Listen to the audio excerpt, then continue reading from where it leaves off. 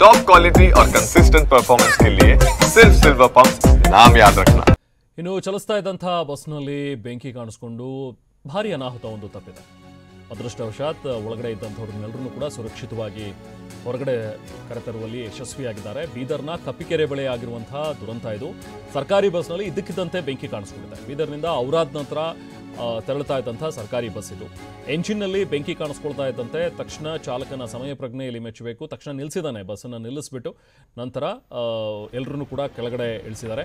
So bus ನಿಲ್ಲಿಸ್ತಾ ಇದ್ದಂತೆ 25 ಜನ ಪ್ರಯಾಣಿಕರಿದ್ದರು. ಎಲ್ಲರೂ ಕೂಡ ಪ್ರಾಣ ಉಳಿಸ್ಕೊಂಡಿದ್ದಾರೆ, ಹೊರಗಡೆ ಓಡ್ ಬಂದಿದ್ದಾರೆ. ಬೆಂಕಿಯ ಕೆನ್ನಾಲಿಗೆಗೆ ಸರ್ಕಾರಿ ಬಸ್ ಸುಟ್ಟು ಕರಕಲಾಗಿದೆ.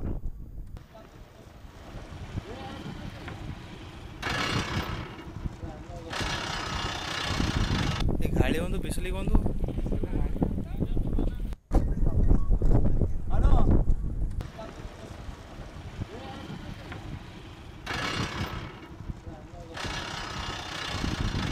ಗಾಳಿ ಒಂದು ಬಿಸಿಲಿಗೆ ಒಂದು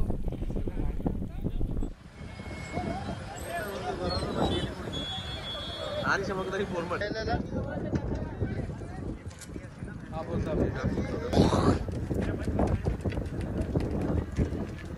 ಹೇಳಿದ ಹೀಗೆ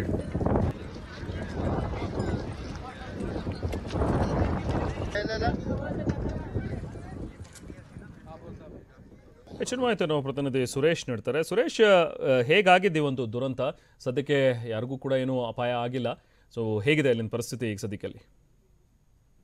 ಖಂಡಿತವಾಗ್ಲೂ ರೆಹಮಾನ್, ಏನಂತಂದ್ರೆ ಬೀದರ್ನಿಂದ ಏನು ಔರಾದ್ ಕಡೆಗೆ ಹೋಗ್ತಾ ಇರ್ತಕ್ಕಂಥ ಎನಿ KSRTC ಬಸ್ ನಲ್ಲಿ ಏನು ಚಲಿಸ್ತಾ ಇದ್ದ ಬಸ್ಗೆ ಏನು ಇಂಜಿನ್ ನಲ್ಲಿ ಏನು ಬೆಂಕಿ ಕಾಣಿಸ್ಕೊಂಡಿದೆ.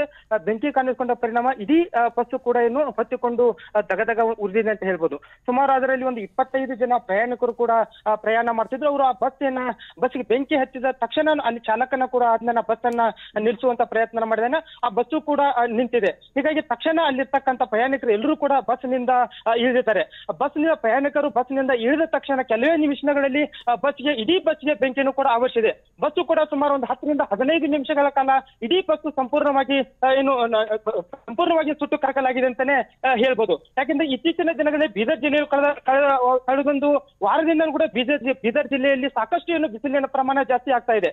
ಸುಮಾರು 38 ರಿಂದ 40 ಡಿಗ್ರಿ ಸೆಲ್ಸಿಯಸ್ ಅವರಿಗೂ ಕೂಡ ಬಿಸಿಲಿನ ತಾಪಮಾನ ಜಾಸ್ತಿ ಆಗ್ತಾ ಇದೆ. ಆದ್ರೆ ಹೀಗಾಗಿ ಬಸ್ಸು ಏನು ರಸ್ತೆಯಲ್ಲಿ ಹೋಗ್ತಾ ಇರಬೇಕಾದ್ರೆ ರಸ್ತೆನೂ ಕೂಡ ಸಾಕಷ್ಟು ಪ್ರಮಾಣದಲ್ಲಿ ಕಾದಿರುತ್ತೆ. ಹೀಗಾಗಿ ಬಸ್ಸು ಕೂಡ ಕಾದಿರುತ್ತೆ, ಆ ಇಂಜನ್ ಕೂಡ ಕಾದಿರುತ್ತೆ. ಹೀಗಾಗಿ ಇದರಿಂದಾಗಿ ಆ ಇಂಜನ್ಗೆ ಬೆಂಕಿ ತಗಲಿದೆ ಅಂತ ಕೂಡ ಅಲ್ಲಿ ಕೆಲವೊಂದು ಚಾಲಕ ಕೂಡ ಹೇಳ್ತಿರ್ತಕ್ಕಂಥದ್ದು. ಯಾಕಂದ್ರೆ ಒಂದು ಚಾಲಕನ ನಿಯಂತ್ರಣ ಚಾಲಕನ ಒಂದು ಸಮಯ ಪ್ರಜ್ಞೆಯಿಂದಾಗಿ ಸುಮಾರು 25 ಜನ ಕೂಡ ದೊಡ್ಡ ಪ್ರಾಣಾಪಾಯದಿಂದ ಪಾರಾಗಿದ್ದಾರೆ ಅಂತಾನೆ ಹೇಳ್ಬೋದು. ಯಾಕಂದ್ರೆ ಇದು ಪದೇ ಇಂಥ ಬೀದರ್ ಜಿಲ್ಲೆಯಲ್ಲಿ ಬೇಸಿಗೆ ಆರಂಭ ಆದ್ರೆ ಸಾಕು ಬಸ್ಸಿಗೆ ಬೆಂಕಿ ನಡತಕ್ಕಂಥ ಘಟನೆ ಕೂಡ ಇಲ್ಲಿ ಸಾಕಷ್ಟು ನಡೀತಿದೆ ಅಂತ ಹೇಳ್ಬೋದು. ರೈಮಾನ್, ಥ್ಯಾಂಕ್ ಯು ಸುರೇಶ್.